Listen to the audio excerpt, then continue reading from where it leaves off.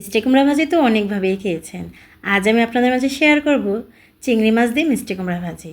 খুবই সহজ এবং সুস্বাদু ঘরোয়া রেসিপি। রুটি কিংবা গরম ভাতের সাথে এই রেসিপিটি জাস্ট জমে যাবে। একবার খেলে বারবার খেতে মন চাবে ইনশাআল্লাহ। বিসমিল্লাহির রহমানির রহিম। আসসালামু আলাইকুম। সুমিস কিচেনে সবাইকে স্বাগতম। তাহলে চলুন মিষ্টি কুমড়া ভাজি করার জন্য কী কী লাগে দেখে নিই। চুলায় একটি কড়াই বসিয়ে দিয়েছি। প্রথমে দিয়ে দিলাম পেঁয়াজ কুচি। পেঁয়াজ কুচিটাকে হালকা ব্রাউন করে ভেজে নেব। পেঁয়াজ কুচিগুলো হালকা ভাজি হওয়ার পর এ পর্যায়ে অ্যাড করে দিয়েছি দেশি চিংড়ি মাছ। চিংড়ি মাছগুলো আমি আগে কেটে ধুয়ে বেছে নিয়েছি। এগুলাকে আমি এখন অ্যাড করে দিচ্ছি। দিয়ে দিচ্ছি সামান্য পরিমাণ হলুদের গুঁড়া আর দিয়ে দেবো সামান্য পরিমাণ লবণ, যেটা আমাদের স্বাদ মতো। লবণ, হলুদের গুঁড়া, পেঁয়াজ, চিংড়ি মাছ সবগুলো উপকরণ একসাথে আবারও ভালো করে ভেজে নেব। চুলার আঁচটা কিন্তু অবশ্যই মিডিয়াম হিটে দিয়ে ভাজি করবেন, তা না হলে পুড়ে যাওয়ার সম্ভাবনা থাকে। ভিডিও শুরুতে আমার সকল প্রিয় ভাই বোনের কাছে একটাই request, please subscribe my channel, like, comment and share. দিয়ে দিলাম রসুন পেস্ট। চিংড়ি মাছগুলো ভাজি হওয়ার পর আমি দিয়ে দিয়েছি রসুন পেস্টটা। রসুনটাকে দিয়ে আমি আবারও ভালো করে ভেজে নেব, যাতে রসুনের যে এক্সট্রা স্মেল থাকে বা কাঁচা স্মেলটা থাকে এটা না আসে।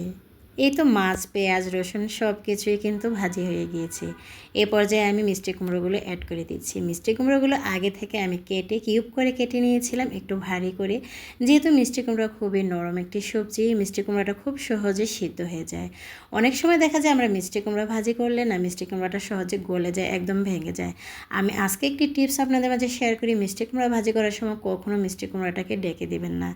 ডেকে না দিয়ে চুলার আঁচটা মিডিয়াম হিটে দিয়ে আপনি ভাজি করবেন, দেখবেন মিষ্টি কুমড়াটা একদম শক্ত থাকবে এবং একদম ভাঙবে না বা নরমও হবে না। এরপর যে আমি অ্যাড করে দিচ্ছি কাঁচামরিচ। কাঁচামরিচটা দেওয়ার পর না খুব দারুণ একটা স্মেল বের হয়েছে। কাঁচামরিচের সাথে যখন মিষ্টি কুমড়াটা অ্যাড হয়ে গিয়েছে না, এর টেস্টটা কিন্তু দ্বিগুণ বেড়ে গিয়েছে। চেষ্টা করবেন একটু পরপর মিষ্টি কুমড়াটাকে নেড়ে দিতে বা যে কোনো সবজি একটু পরপর নেড়ে দিতে।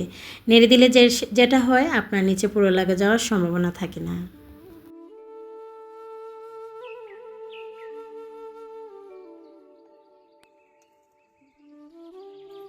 আর এই তো দেখতেই পাচ্ছেন কত সুন্দর একটি মিষ্টি কুমড়া ভাজি করে নিলাম। মিষ্টি কুমড়াটা কিন্তু আমার অলরেডি ভাজি হয়ে গিয়েছে। এই পর্যায়ে আমি কিছু ধনেপাতা কুচি অ্যাড করে দিয়েছি।